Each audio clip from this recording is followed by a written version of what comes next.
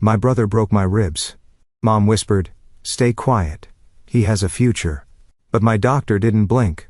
She saw the bruises, looked at me and said, "You're safe now, Dot." Then she picked up the phone. I'm Stephanie, 25 years old, and still feeling the ache in my chest where my brother Kyle broke my ribs during what should have been a simple family dinner. The physical pain was excruciating, but nothing compared to hearing my parents tell me to stay quiet about it. They cared more about protecting Kyle's reputation than my broken bones. But my doctor, a woman I never met before that day, refused to be complicit in their cover-up. Her decision changed everything. Before I dive into this story, let me know where you're watching from the comments, and if you've ever stood up against family injustice, hit that subscribe button. You're not alone. Growing up in Oak Ridge, Michigan wasn't exactly the picture-perfect childhood you'd see on television commercials. Our town had just under 15,000 residents, the kind of place where everyone knew everyone else's business, and appearances mattered more than almost anything else. This became the foundation of my family's values, though I wouldn't realize it until much later. My family consisted of 4 people: myself, my older brother Kyle, and our parents Thomas and Natalie Harris.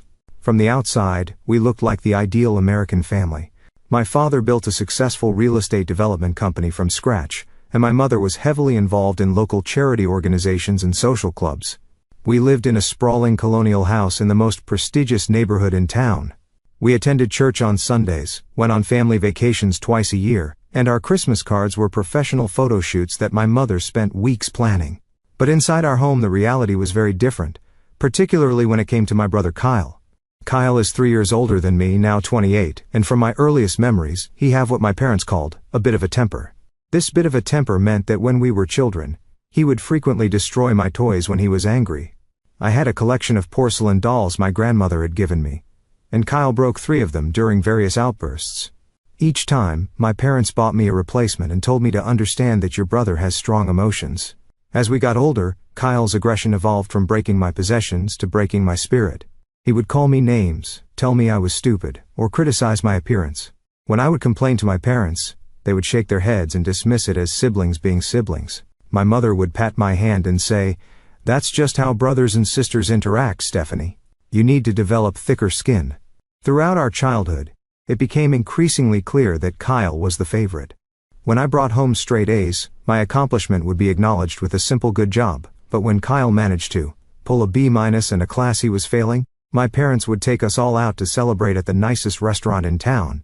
When I was accepted to the University of Michigan with a partial scholarship, my parents nodded approvingly. When Kyle got into Michigan State after my father made a sizable donation to their business school, they threw him a party and invited the entire neighborhood. Despite all this, I worked hard to be the perfect daughter. I chose to pursue medicine even though what I really loved was art. My watercolor paintings were actually quite good, according to my high school art teacher, who encouraged me to apply to art schools. But my father scoffed at the idea, calling it an expensive hobby, not a career. So I put away my paintbrushes and picked up textbooks instead. Our family's standing in the community was paramount to my parents.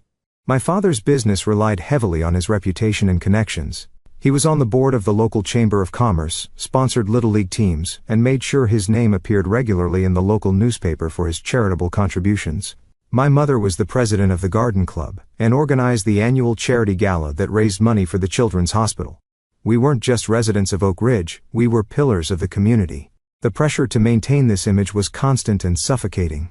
If I ever complained about Kyle or expressed any negative emotions, my mother would quickly remind me, "We don't air our dirty laundry in public, Stephanie. People look up to the Harris family." My father was more direct. "Your brother will take over the business someday. Nothing can tarnish his reputation." My feelings toward my family were a complex tangle of love, resentment, duty, and longing for approval. I loved them because they were my family, but as I grew older, I began to recognize the toxicity of our dynamic. Still, years of conditioning made it difficult to trust my own perceptions. Whenever I felt mistreated, a voice in my head that sounded suspiciously like my mother would whisper that I was being too sensitive or selfish. After completing my medical degree, I did my residency in Chicago, which gave me 2 blessed years away from Oak Ridge and my family. The distance provided clarity, and with the help of a therapist I started seeing, though I told my parents it was just a stress management counselor, I began to understand that my family's behavior wasn't normal or healthy. But then my residency ended, and an opportunity came up to join a medical practice back in Oak Ridge. Despite my misgivings, I took it. The rational part of my decision was financial. The position offered loan forgiveness for my considerable medical school debt. But emotionally, I was still seeking my family's approval and harboring hope that our relationship could improve. When I moved back 3 months ago, there were early warning signs that nothing had changed. At my welcome home dinner, Kyle monopolized the conversation with stories about his recent promotion at our father's company. When I tried to share an interesting case for my residency, my mother cut me off to ask if I'd met any suitable young men in Chicago. I noticed these red flags, but chose to ignore them, telling myself that things would be different now that I was an adult with a career of my own. I was wrong, so very wrong. The evening that changed everything was supposed to be a celebration of Kyle's promotion to Vice President of Operations at our father's company. My mother had spent days cooking Kyle's favorite foods and decorating the dining room with congratulatory banners. I arrived early to help set the table and prepare the salad, hoping that contributing would help me feel more included in the family festivities. I'd picked up a bottle of Kyle's favorite whiskey as a gift, even though I was stretching my budget then that month with the costs of settling into my new apartment. I wanted this evening to go well. I wanted to believe we could be a normal, loving family now that we were all adults. The evening started pleasantly enough. My father opened an expensive bottle of wine, and my mother served her famous beef Wellington. Kyle seemed to be in good spirits, accepting compliments about his new role with his characteristic confidence that bordered on arrogance. He was already on his second glass of whiskey by the time we sat down to dinner, but that wasn't unusual for him. To Kyle, my father toasted, raising his glass, following in my footsteps and exceeding even my expectations. Harris Development will be in good hands with you at the helm someday. We all clinked glasses, and I offered my own congratulations. The company's lucky to have you, Kyle. Your clients at the Riverside project seem really happy with your work. Kyle nodded appreciatively. Damn right they are. I turned that project around after Jackson nearly tanked it. The conversation flowed smoothly through the main course. My mother asked about my new position at the medical practice, though her interest seemed perfunctory. Kyle was already on his third whiskey when he started talking about his girlfriend Megan, whom he'd been dating for about 6 months. We're talking about moving in together, he announced. Her lease is up next month, and it doesn't make sense to renew when she spends most nights at my place anyway. That's wonderful, dear, my mother said, though I noticed a slight tightening around her eyes. She'd always been traditional about couples living together before marriage. Megan's great, I said, genuinely meaning it. I'd met her a few times and found her intelligent and kind. She mentioned last time I saw her that she's hoping we'll come to her family's lake house this summer. Kyle's expression darkened slightly. When did you talk to Megan? We ran into each other at the grocery store last week, I explained. We chatted for a few minutes. She's really nice. What else did she say? Kyle's tone had an edge to it now. I shrugged, not understanding his sudden shift in mood. Nothing much. She mentioned something about your dad's fishing boat needing repairs before you visit. She should keep her mouth shut about my family. Kyle snapped, cutting me off. The table fell silent. My mother looked down at her plate while my father cleared his throat uncomfortably. Kyle, I said carefully. She didn't say anything bad. She was just making conversation. Last month she had the nerve to say our family is intense after Sunday dinner. Kyle said, his voice rising. Like her family is so perfect with her alcoholic uncle and shoplifting sister. I'm sure she didn't mean anything by it. My mother interjected, clearly trying to defuse the situation. But Kyle wasn't listening. The alcohol had lowered his inhibitions, and he was fixating on perceived criticism. And now she's talking about us to you behind my back? It wasn't like that at all, I protested. It was just friendly conversation, right? Kyle scoffed. Always so perfect, aren't you, Stephanie? The doctor. The good daughter. Everyone's favorite. I almost laughed at the irony of him calling me the favorite, but I knew better than to point out the obvious. Kyle, I think you're misunderstanding. Don't tell me what I understand. He slammed his glass down, sloshing whiskey onto the white tablecloth. My mother flinched, but said nothing. My father finally spoke up. Son, let's dial it back. This is supposed to be a celebration. Kyle stood up abruptly, his chair scraping loudly against the hardwood floor. I need some air. He stormed out of the dining room toward the kitchen. After an uncomfortable silence, my mother suggested we move to dessert. I offered to help clear the plates, using it as an excuse to check on Kyle and hopefully smooth things over. I found him in the kitchen, pouring another generous helping of whiskey. Kyle, I'm sorry if I upset you, I said quietly. placing the stack of dinner plates on the counter. That wasn't my intention. He turned to face me, his eyes bloodshot. You always do this, acting all innocent while stirring up trouble. That's not fair, I protested. I was just making conversation about Megan. I like her. Well, keep your nose out of my relationship, he snapped. And stop trying to buddy up to my girlfriend to get dirt on me. That's not what happened at all, I said, my own frustration rising now. Why would I do that? Because you've always been jealous of me, he said, taking a step closer. Dad's company, Mom's attention, everything. You can't stand that I'm successful while you're still paying off student loans. His words stung because they were so opposite to reality. It was such a complete inversion of our family dynamic that I couldn't help but laugh in disbelief. Are you serious right now? That laugh was the match to gasoline. Kyle's face contorted with rage. Don't you dare laugh at me. Before I could react, he shoved me hard. I stumbled backward, the small of my back hitting the sharp corner of the granite kitchen island. The impact knocked the wind out of me, and I felt a sickening crack in my rib cage. Pain exploded through my torso as I crumpled to the floor, gasping for breath. The commotion brought my parents running into the kitchen. My mother screamed when she saw me on the floor. My father froze in the doorway. What happened? My mother demanded, looking between Kyle and me. She fell, Kyle said immediately. She tripped. I couldn't speak through the pain, could barely breathe. Each attempt to inhale sent jagged shards of agony through my chest. My mother knelt beside me. Stephanie, can you get up, honey? My father finally moved, pulling Kyle away. What did you do? I heard him hiss. Nothing. She's faking it, Kyle insisted, though the slight tremor in his voice betrayed that even he knew that wasn't true.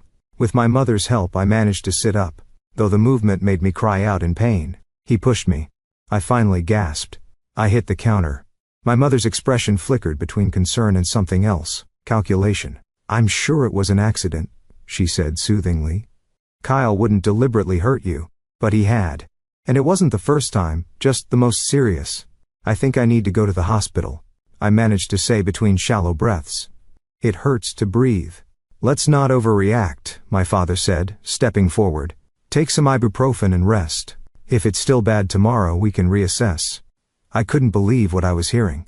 I'm a doctor. I know what broken ribs feel like. Please, I need to go now. I'll drive you, my mother offered. I can drive myself, I said, not wanting to spend another minute in that house. Despite the excruciating pain, I needed to get away from them all. My father helped me to my feet, his face a mask of concern that didn't reach his eyes. These family disagreements happen, he said quietly. Let's not make more of this than it is. I didn't respond, focusing instead on breathing shallowly to minimize the pain.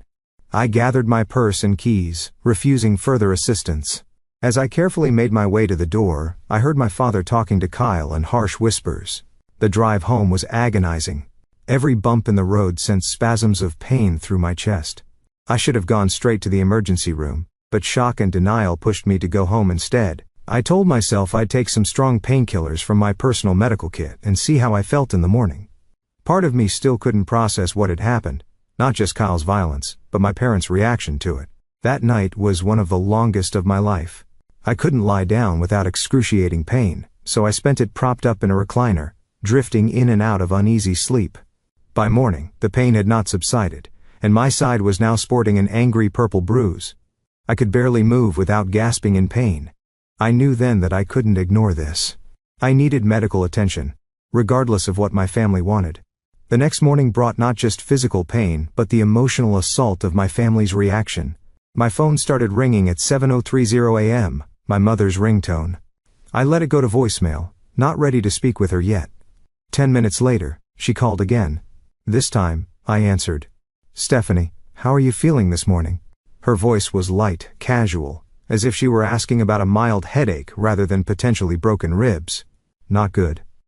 I replied honestly. I'm in a lot of pain. I can barely move. These things always feel worse the next day, she said dismissively. Take some Advil and put ice on it. Listen about last night. Mom, I think my ribs are broken. I interrupted. Kyle seriously hurt me. There was a pause on the other end of the line. When she spoke again, her voice had taken on that placating tone she used when she thought I was being difficult. Sweetheart, it was an unfortunate incident. But let's not blow it out of proportion. Kyle feels terrible about it. Has he said that? Has he called to apologize? I asked, already knowing the answer. He will, I'm sure. He was very upset last night after he left. But right now, we need to focus on moving past this. Your father.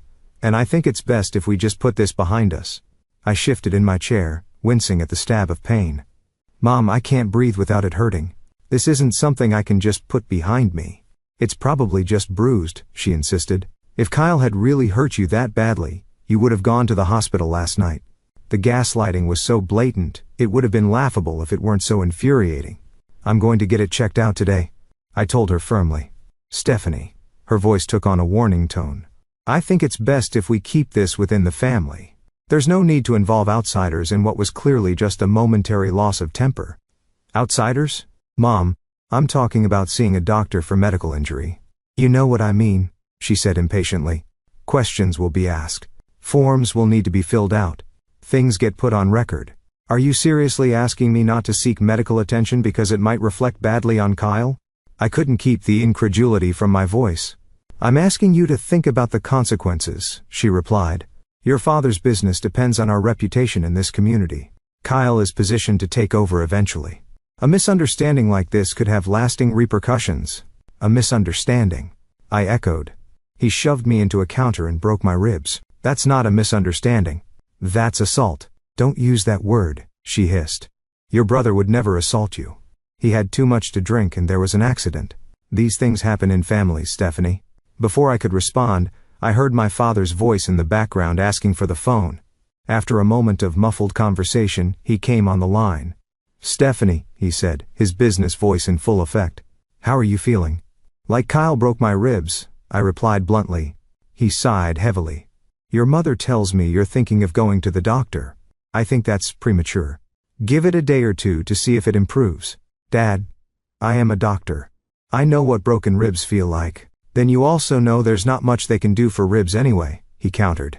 They'll just tell you to rest and take pain medication, which you can do at home. He wasn't entirely wrong, but that wasn't the point. I need an X-ray to make sure there's no displacement that could puncture a lung. And if you go in, what exactly are you planning to tell them about how this happened? His tone made it clear this was the real issue. The truth, I said simply. There was a long pause.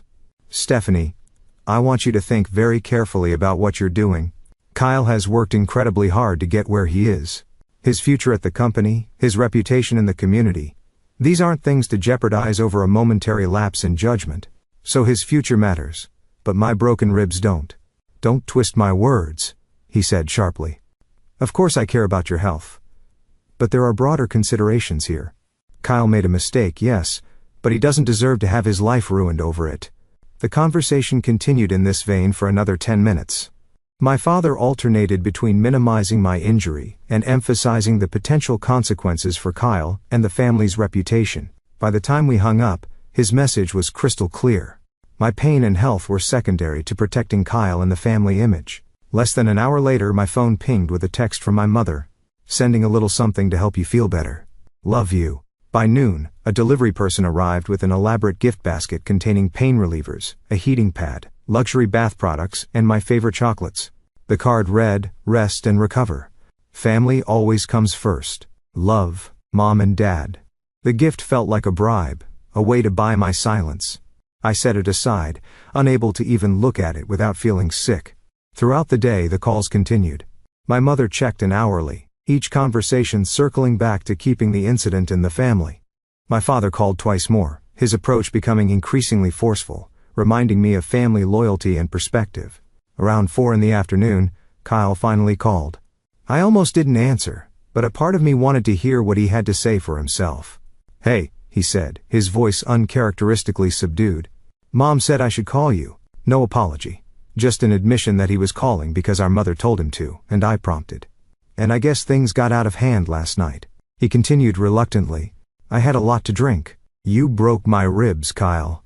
Come on, I barely pushed you, he protested, instantly defensive. You probably just bruised them when you fell. I didn't fall. You shoved me into the counter. Whatever. Look, I'm calling to smooth things over, okay? Mom and Dad are freaking out that you're going to make this into some big deal. I couldn't believe what I was hearing. It is a big deal. I'm seriously injured. Yeah, well, we all have bad days, he said dismissively. Remember when you crashed my car in high school? I didn't make that into a federal case. The comparison was so absurd, I couldn't even formulate a response. A teenage fender bender versus a grown man violently attacking his sister? These weren't remotely comparable. Kyle, I have to go, I said finally. I have a doctor's appointment. Stephanie, don't be stupid, he snapped, his conciliatory tone vanishing. You're going to regret it if you blow this up. Was that a threat? I hung up without responding, my hands shaking with a mixture of pain, anger, and disbelief. I called my friend Melanie, one of the few people from high school I'd stayed close with. She had moved back to Oak Ridge a few years ago after getting divorced, and now worked as a teacher at our old school. When I told her what happened, her reaction was everything my family should have been. Oh my God, Steph. That's terrible. Do you want me to take you to the hospital right now? Her genuine concern brought tears to my eyes. I have an appointment with a primary care doctor this afternoon, I told her. A Dr. Hayes. She had an opening. I'm coming with you, Melanie insisted. No arguments. Text me the address and time. You don't have to do that, I protested weakly, though part of me desperately wanted the support. Yes, I absolutely do, she said firmly. And afterward, you're coming to stay with me. You shouldn't be alone right now. By the time my appointment rolled around, the pain had intensified to the point where even the prescription strength ibuprofen I had wasn't touching it. Every breath was agony, and I developed a concerning shortness of breath. I knew I couldn't put this off any longer, regardless of my family's pressure. As Melanie drove me to the appointment, my phone continued to light up with calls and texts from my parents. Each message carried the same theme. Silence, discretion, family loyalty. But with each mile that took me closer to medical help, I felt a growing resolve. This wasn't right, and for once in my life I wasn't going to prioritize my family's wishes over my own well-being. The medical office was housed in a modern building on the outskirts of Oak Ridge, far enough from the center of town that I was unlikely to run into anyone my parents knew. Melanie helped me from the car, supporting me as we slowly made our way inside. The receptionist looked concerned when she saw me wincing with each careful step. Dr. Hayes will be with you shortly, she assured me after I'd filled out the intake forms, deliberately leaving blank the section, asking how the injury occurred. True to the receptionist's word, I didn't wait long. Dr. Laura Hayes turned out to be a woman in her early 50s with kind eyes and a no-nonsense demeanor. She reminded me a bit of my favorite professor from medical school. Confident, direct, but with an underlying warmth that put patients at ease. Dr. Harris, she said, extending her hand as she entered the examination room. I've heard good things about you from Dr. Patterson at the clinic, though I'm sorry we're meeting under these circumstances. I tried to smile, but it came out as more of a grimace. Please call me Stephanie, and thank you for fitting me, and on short notice. Of course, she nodded, glancing at my intake forms. I see her experiencing chest pain and difficulty breathing. Can you tell me what happened? This was the moment I'd been dreading. The lifetime of conditioning to protect my family ward with my medical training, and the simple human need to tell the truth. I had an accident, I said vaguely. Dr. Hayes looked at me steadily. What kind of accident? I was pushed and hit a counter, I said, the words coming out in a rush, with my back right here. I indicated the area just below my shoulder blade. She nodded, making a note in my chart. Who pushed you, Stephanie? I hesitated, then looked down in my hands. My brother. I see, she said, her voice neutral, but kind. Let's take a look at the injury first, and then we can talk more about what happened, okay? The physical examination was thorough, but gentle. Dr. Hayes listened to my breathing, carefully palpated the injured area, and noted the extensive bruising that had developed. Her face remained professional, but I could see the concern in her eyes. I'd like to get some x-rays, she said, after completing the examination. Based on your symptoms and the physical findings, I suspect you have at least 2 broken ribs, possibly 3. I'm also concerned about the shortness of breath, which could indicate a more serious complication. The x-ray confirmed her suspicions: 3 fractured ribs, one with a concerning displacement that explained my breathing difficulties. When Dr. Hayes returned to the examination room with the results, her expression was grave. Stephanie, she said, sitting down across from me, these are significant injuries. The displacement of your 7th rib could potentially cause a pneumothorax, a collapsed lung, if not properly monitored and treated. I'm going to prescribe appropriate pain medication and give you specific care instructions, but I need to ask you some more questions about how this happened." I nodded, a lump forming in my throat. "You said your brother pushed you," she continued gently. "Was this an accident during play, or was it deliberate?" "It was deliberate," I admitted, my voice barely above a whisper. "He was angry. He'd been drinking. Has anything like this happened before?" I thought about all the times Cal had accidentally hurt me growing up. The shoves that were too hard to be playful, the arm grabs that left fingerprint bruises, the times he'd thrown things at me in anger. "Not this seriously," I said finally. "But yes, he has a history of being physical when he's angry." Dr. Hayes nodded, her expression compassionate, but serious. "And how have your family members responded to this incident?" "The dam broke. Perhaps it was the pain medication beginning to take effect, or the simple relief of finally talking to someone who seemed genuinely concerned. But I found myself telling Dr. Hayes everything: Kyle's attack, my parents' dismissive response, their pressure to keep quiet, and their prioritization of the family's reputation over my well-being. "They sent me a gift basket," I said with a hollow laugh that sent pain shooting through my chest. "Like chocolates and bath bombs could make up for broken ribs.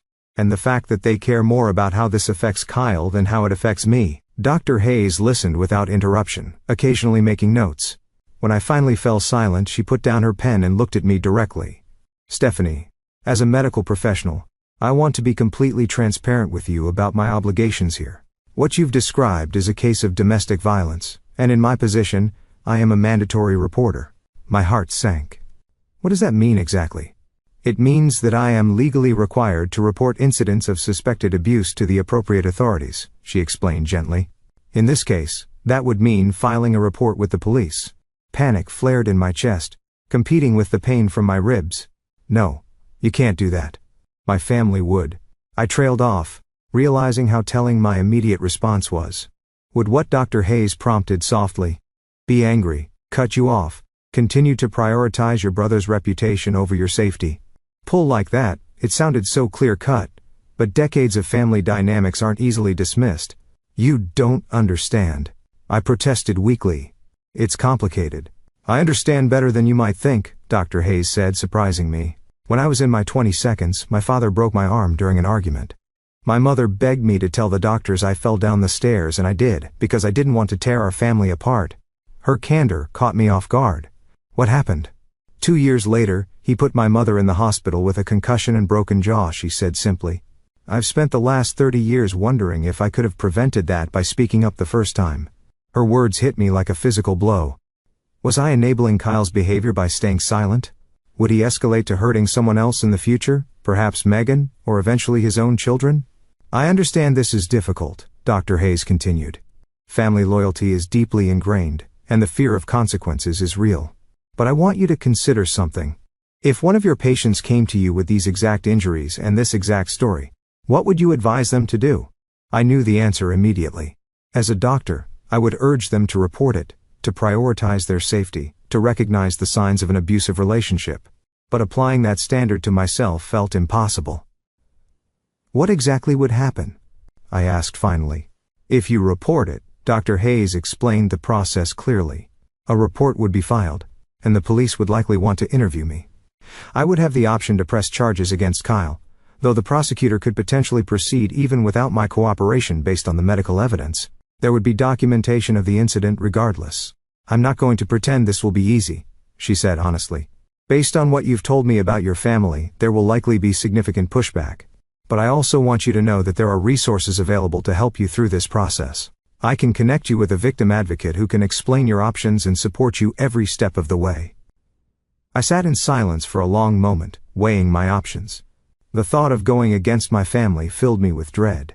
But the alternative, pretending this never happened, allowing Kyle's behavior to go unchecked, sacrificing my own well-being for the family image, suddenly seemed untenable. "Okay," I said finally, my voice steadier than I expected. "Do what you need to do." Dr. Hayes reached out and gently squeezed my hand. "For what it's worth, I think you're making the right decision. Not the easy one, but the right one." She spent the next 20 minutes outlining a treatment plan for my physical injuries, explaining the warning signs I should watch for, and scheduling a follow-up appointment. Before I left, she also provided contact information for a domestic violence counselor named Jessica, and a support group for family abuse survivors. "One last thing, Dr. Hayes said, As I was preparing to leave, do you have a safe place to stay? I'm concerned about potential retaliation once your family learns about the report. I nodded. My friend Melanie offered to let me stay with her for a few days. Good. Take her up on that offer, Dr. Hayes advised. And if you ever feel unsafe or need immediate medical attention, don't hesitate to go to the emergency room or call 911. As Melanie drove me to her house afterward, I felt a strange mixture of terror and relief. I had no idea what would happen next, but for the first time in my life, I had chosen my own well-being over my family's expectations. It was terrifying, but it also felt like the first breath of truly fresh air I'd taken in years. Painful though that breath was with my broken ribs.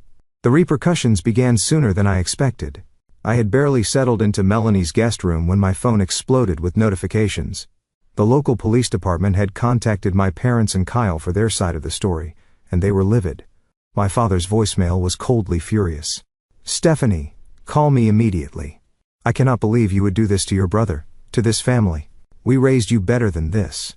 My mother's message was tearful. How could you, Stephanie? After everything we've done for you, Kyle is devastated. The police came to his workplace. Do you have any idea what this could do to his career? To our standing in the community? Kyle's text was more direct. Thanks for nothing, bitch. Hope you're happy now that you've ruined everything. I turned off my phone, unable to deal with the barrage. Melanie brought me tea and sat with me while I cried, not from the physical pain, but from the emotional onslaught. How had I become the villain in this story? Why was I the one who had ruined everything when Kyle was the one who had committed violence? They're trying to make you doubt yourself, Melanie said wisely. Don't let them. You did the right thing. The next day brought more of the same. My phone continued to fill with messages from my immediate family, and now extended family members were chiming in too. My Aunt Susan, my father's sister, called to tell me I was tearing the family apart over a little disagreement. My cousin Patrick texted that I was being dramatic and attention-seeking. Even my grandmother, who had always been kind to me, left a voicemail asking why I couldn't have handled this within the family. Only my mother's younger sister Barbara sent a different message. I believe you, Stephanie. Call me if you need anything. Love you. I hadn't spoken to Aunt Barbara in years. She'd had a falling out with my mother over something that was never explained to me, and had been largely absent from family gatherings ever since. Her support, though unexpected, was a tiny lifeline in the storm. I took a few days off from work, using my medical leave to recover physically and try to process everything emotionally. Dr. Hayes had connected me with Jessica, the domestic violence counselor, who called to check on me and provide resources. She explained that what I was experiencing, the family closing ranks, the victim blaming, the pressure to recant, was unfortunately common in cases of family violence. They're trying to maintain the status quo, Jessica explained. Your speaking up threatens the family system they've established, where your brother's behavior is excused and enabled. It's painful, but their reaction actually confirms that you made the right choice by breaking the silence. 5 days after my appointment with Dr. Hayes, I returned to my apartment briefly to pick up more clothes and some work files. I had just finished packing a bag when there was a loud knock at the door. I froze, instantly knowing who it was. Sure enough, when I peered through the peephole, I saw my parents standing in the hallway grim-faced. I considered not answering, but I knew this confrontation was inevitable. Better to have it on my territory than theirs. I opened the door, but didn't invite them in. We need to talk, my father said, without preamble. I'm busy right now, I replied, trying to keep my voice steady. Too busy for your family, my mother asked, her voice sharp with hurt and anger. After what you've done, you owe us at least a conversation. I sighed and stepped back, allowing them to enter. They surveyed my half-packed suitcase with disapproval. Running away, my father asked. Taking care of myself, I corrected. What do you want? We want you to fix this mess you've created, he said bluntly. The police are talking about charging Kyle with assault. His job could be at risk. People are already talking. I didn't create this mess, I said, a spark of anger cutting through my anxiety. Kyle did when he broke my ribs. It was an accident, my mother insisted. He pushed you, yes. But he didn't mean for you to get hurt like that. He's 28 years old, Mom. He doesn't get to hide behind. He didn't mean it anymore. And it wasn't an accident. He deliberately shoved me because he was angry. My father stepped closer. His imposing height meant to intimidate as it had so many times in my childhood. Stephanie, you need to tell the police you want to drop this. Say you exaggerated, that you misunderstood what happened. I can't do that, I said, taking a step back. It would be lying. So, you'd rather destroy your brother's life? Over one mistake? My mother's voice broke with emotion. What kind of sister does that make you? What kind of brother breaks his sister's ribs, and then calls her a bitch for seeking medical help? I countered. What kind of parents care more about their son's reputation than their daughter's safety? My father's face darkened with anger. That's enough. We have always protected both of you. Everything we've done has been for this family. No, I said, the realization crystallizing as I spoke. Everything you've done has been for the family image. For Kyle, never for me. That's not true, my mother protested. We put you through medical school. Because it looked good to have a doctor in the family, I shot back. Not because you cared about what I wanted. I wanted to study art, remember? You both laughed at the idea. My father dismissed this with a wave of his hand. This isn't about ancient history. This is about what you're doing right now, which is betraying your family. I'm not betraying anyone. I'm standing up for myself, maybe for the first time. The argument continued in circles, with my parents alternating between guilt-tripping, threatening, and occasionally attempting to cajole me into recanting my story. When it became clear I wouldn't budge, my father played his final card. If you go through with this, you're on your own, he said coldly. Financially, emotionally, in every way. Is that what you want? To lose your family over this? The threat should have terrified me. In many ways it did. But underneath the fear was a strange sense of clarity. I lost my family the moment you chose to protect Kyle instead of me, I said quietly. Maybe I never really had one to begin with. My mother began to cry in earnest, while my father's face turned to stone. You'll regret this, he said finally. When the dust settles, and you've burned all your bridges, you'll realize what you've thrown away. After they left, I sat on my couch for a long time, trembling with the aftermath of adrenaline. I had stood my ground, but the cost was becoming increasingly clear. My phone pinged with a text from Kyle. Hope you're happy now that Mom's hysterical. Dad says you're dead to him. Good job, sis. The harassment didn't stop there. Over the next few days, Kyle escalated his campaign against me. He posted vague but pointed comments on social media about family traitors and attention-seeking liars. He contacted mutual friends to give them his side of the story, painting me as unstable and vindictive. Most disturbingly, he began spreading rumors at the hospital where I worked, telling people I had fabricated the abuse allegations because I was jealous of his success. Some friends distanced themselves, uncomfortable with being drawn into family drama. Colleagues gave me strange looks in the hallway. Even Melanie, supportive as she was, seemed overwhelmed by the intensity of the situation. I had no idea your family would react like this, she admitted one evening. I mean, I knew they were kind of intense. But this is next level. I nodded, understanding her discomfort. You don't have to keep letting me stay here if it's too much. I can find somewhere else. Don't be ridiculous, she said firmly. I'm not abandoning you. I'm just saying it's a lot, but we'll get through it. Her loyalty meant everything to me, especially as others fell away. My circle was shrinking rapidly, and the pressure was intensifying from all sides. Work became increasingly stressful as I tried to maintain my professional demeanor while dealing with the whispers and the strain of Kyle's smear campaign. The final blow came in the form of an ultimatum delivered via my father's attorney. If I didn't recant my statement to the police and the medical report within 48 hours, my parents would. 1. Cut off any remaining financial support, including the help they'd been providing with my student loan payments. 2. Remove me from the family trust. 3. Publicly disown me as their daughter. The letter concluded with a reminder that they had always been generous, and would welcome me back into the family if I came to my senses and fixed the damage I had done. Reading those cold, calculating words, I felt something shift inside me. The fog of doubt and guilt that had clouded my judgment began to clear. This wasn't love. It had never been love. Real families don't threaten and manipulate and enable abuse. Real families protect each other from harm, not inflict it. I sat at Melanie's kitchen table that night. The lawyer's letter spread out before me and made a decision. I wasn't going to recant. I wasn't going to lie. For perhaps the first time in my life, I was going to stand firmly in my truth, whatever the consequences might be. The next morning I called Jessica, the domestic violence counselor. I need help, I told her. My family is escalating their pressure, and I don't know what to do next. You're doing exactly the right thing by reaching out, she assured me.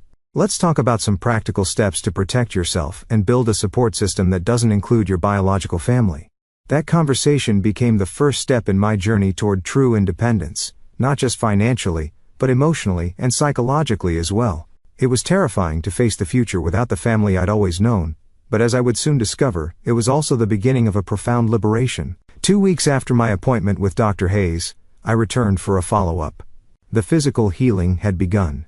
The pain was more manageable, and my breathing had improved. But emotionally, I was still raw and vulnerable. "How are you holding up?" Dr. Hayes asked after examining my ribs, and confirming they were healing properly. "Physically better. I admit it. The rest, it's complicated." She nodded, understanding. "Family trauma usually is." "Have you been in touch with Jessica?" "Yes, she's been incredibly helpful." This was an understatement. Jessica had become my lifeline, helping me navigate not just the legal aspects of my situation, but also the emotional minefield of family estrangement. She suggested I join a support group for family abuse survivors. "I went to my first meeting yesterday." "That's excellent," Dr. Hayes said approvingly. "How did it go?" "It was intense, but good. For the first time, I was in a room full of people who completely understood what I'm going through. No judgment. No questions about why I didn't just work it out with my family." Dr. Hayes smiled. "That kind of validation can be incredibly healing." I still remember my first support group meeting after my own experience. It was like finally being able to breathe after holding my breath for years. "Exactly," I agreed. One woman there, Alicia, had a similar experience with her older sister. Her parents also chose the abuser over her. Hearing her story made me feel less alone, less crazy for standing my ground. "You're definitely not crazy," Dr. Hayes assured me. "What you're doing takes tremendous courage. Not many people have the strength to break generational patterns of abuse and enablement." Our conversation shifted to my physical recovery and plans for returning to work. Before I left, Dr. Hayes handed me a card. "I don't normally do this with patients, but given the circumstances, I want you to have my personal cell number. If you ever need medical advice or just someone to talk to who understands, please don't hesitate to call." Her kindness brought tears to my eyes. "Thank you for everything. I don't know what I would have done if I'd seen a different doctor that day." "You would have found your way," she said confidently. "You're stronger than you realize, Stephanie." With Jessica's guidance, I began building a support network outside my biological family. Melanie remained steadfast, offering not just her guest room, but her unwavering belief in me. Alicia from the support group became a friend, our shared experiences creating an instant bond. And to my surprise, my Aunt Barbara reached out again. "I've been wanting to reconnect with you for years," she told me when we met for coffee. "Your mother made it difficult. After our falling out, she essentially blocked my access to you and Kyle." "What was the falling out about?" I asked, realizing I'd never known the real story. Barbara sighed. "I confronted your father about his favoritism toward Kyle, and the way they both enabled his behavior. This was after I saw Kyle push you at a family barbecue when you were about 14. You fell and scraped your hands badly. Do you remember?" I did remember. Kyle had been angry because I'd beaten him at a lawn game in front of his friends. My parents had laughed it off as siblings being competitive. "Your mother accused me of trying to cause trouble in the family," Barbara continued. "Said I was jealous because I didn't have children of my own. After that, I was gradually excluded from family events. But I always worried about you." Having Barbara back in my life was like discovering a piece of myself I hadn't known was missing. She was the family I needed, supportive, honest, protective in the ways my parents had never been. Alongside building these personal connections, I took practical steps to secure my independence. I changed the locks on my apartment, installed a security system, and set up cameras at the entrance. I consulted with a lawyer about the implications of being removed from the family trust and cut off financially. I opened new bank accounts at a different bank than the one my family used. Small steps, but each one made me feel more secure, more in control of my own life. Jessica also connected me with resources to help understand the psychological patterns that had shaped my family dynamic. I devoured books on toxic family systems, narcissistic parents, and the psychology of scapegoating. The more I learned, the clearer my situation became. Kyle was the golden child, perpetually excused and elevated no matter his behavior. I was the scapegoat, expected to absorb blame and prioritize everyone else's needs above my own. This education was both painful and liberating. Painful to recognize how deeply dysfunctional my family was, but liberating to understand that it wasn't my fault. I hadn't caused the abuse by being too sensitive or difficult as my parents had always implied. I hadn't imagined or exaggerated the mistreatment. It was real, and I had every right to protect myself from it.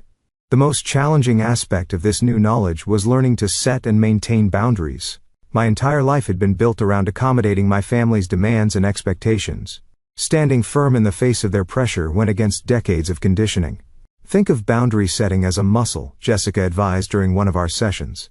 It's weak at first because you've never been allowed to use it, but each time you hold your ground, it gets stronger. I practice small acts of boundary setting daily, not answering every call or text from my parents immediately, refusing to engage when they tried to guilt or manipulate me, correcting misinformation when mutual acquaintances repeated Kyle's version of events. Each tiny act of self-advocacy built my confidence for the bigger confrontations. The police investigation into the incident continued, with a prosecutor ultimately deciding to charge Kyle with domestic assault despite my parents' efforts to intervene. Kyle hired an expensive attorney and pleaded not guilty, setting the stage for a potential trial where I would have to testify against him. The prospect was terrifying, but I was determined to see it through. Through all of this, I was surprised to discover an unexpected sense of peace emerging alongside the turmoil. For so long, I had contorted myself to fit into my family's expectations, suppressing my own needs and perceptions to maintain harmony.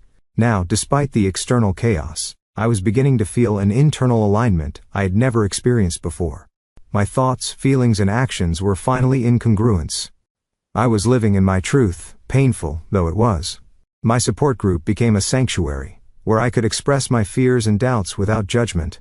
During one particularly difficult session after receiving a scathing email from my father, I broke down. Sometimes I wonder if it would have been easier to just stay silent. I admitted through tears, to just take the pain and keep the peace like I always have. Easier in the short term maybe, Alicia said gently. But that kind of silence eats away at your soul.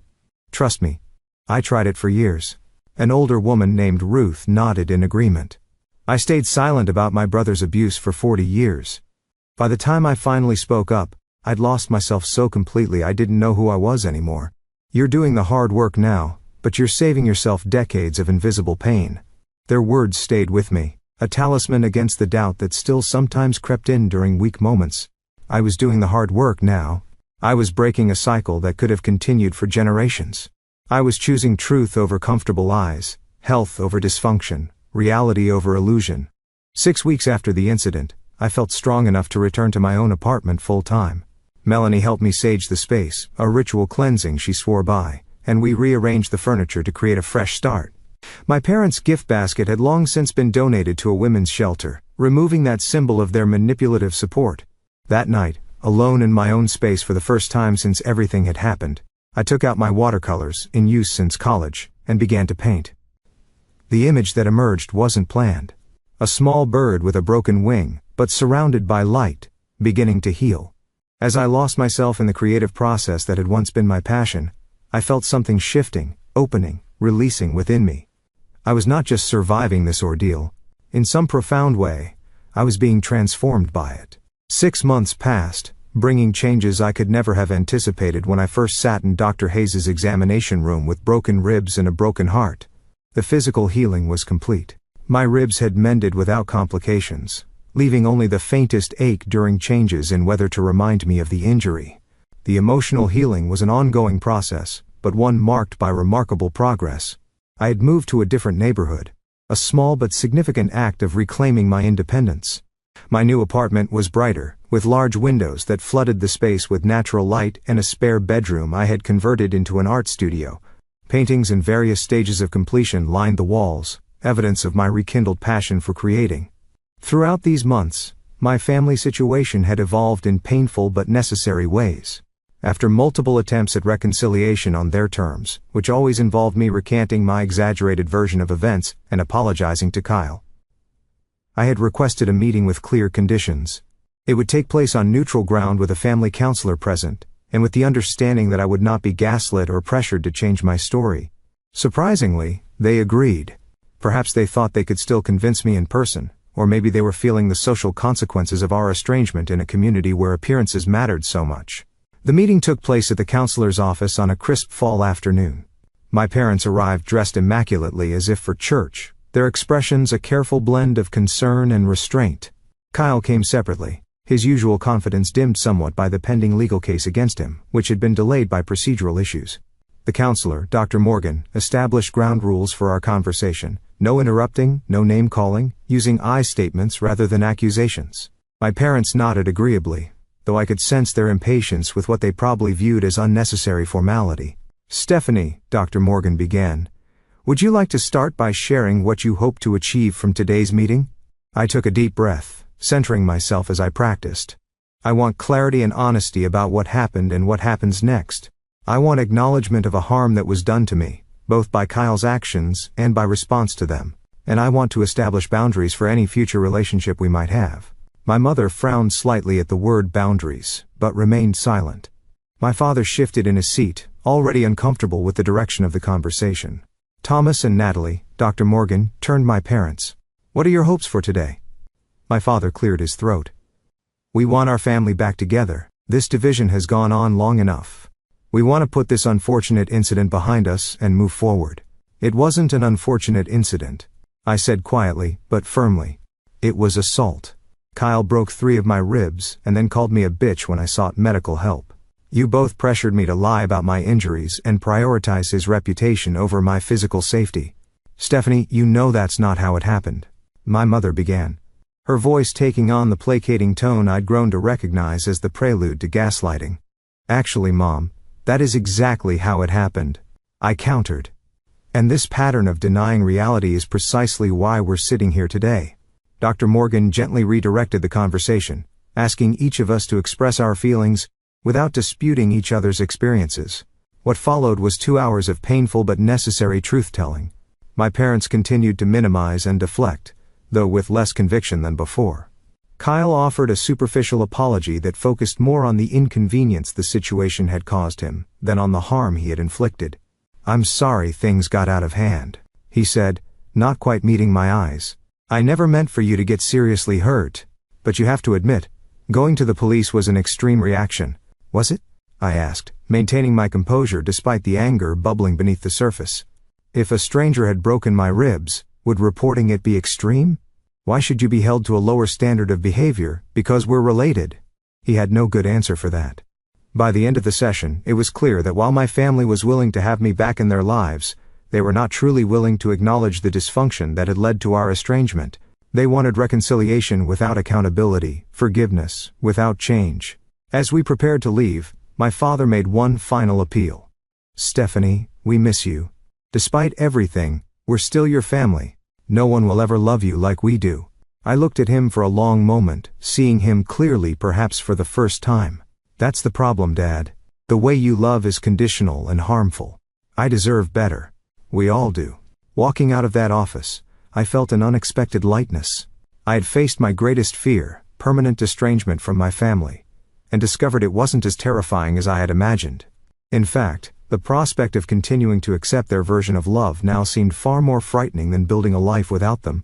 In the months that followed, I maintained minimal contact with my parents through occasional texts and brief phone calls, always with strict boundaries in place.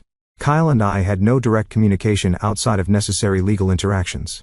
His case eventually ended in a plea deal, a misdemeanor charge with probation and mandatory anger management classes. It was less than he deserved, but more accountability than he'd ever faced before.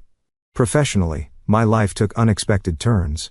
The courage I'd found in standing up to my family translated into greater confidence at work. I advocated more effectively for my patients, particularly those showing signs of abuse or neglect.